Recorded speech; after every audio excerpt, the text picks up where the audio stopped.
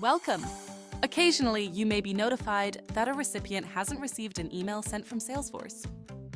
Let's take a look at how to troubleshoot in this scenario. Start by sending an email to a test contact.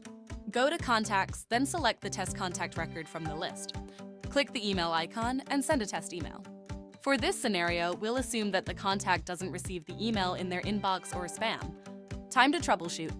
First, note the timestamp for the sent email in the activity feed. Next, go to Setup. In the Quick Find box, search for Email Log and select Email Log Files. Email log files display the complete details for emails sent from Salesforce. To view the logs for a specific email, click Request an Email Log. Since we noted the timestamp on the email earlier, we can narrow down the start and end time to locate the email that wasn't received. Then click Submit Request.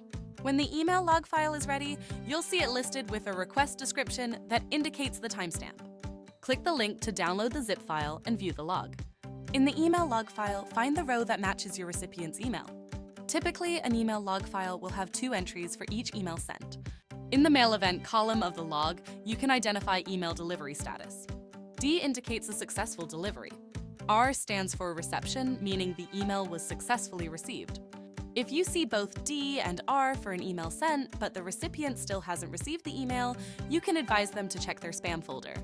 If that doesn't work, you can forward the message ID from column I in the email log file to the recipient's IT department. They can check the status and investigate whether an allow list policy might be blocking the email. You can also identify failures in the mail event column.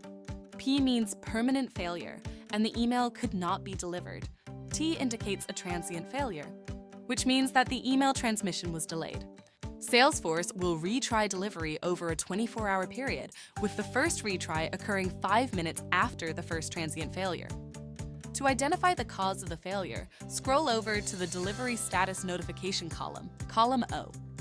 Here you'll find an error code with details and can decide on the next actions to take based on the error.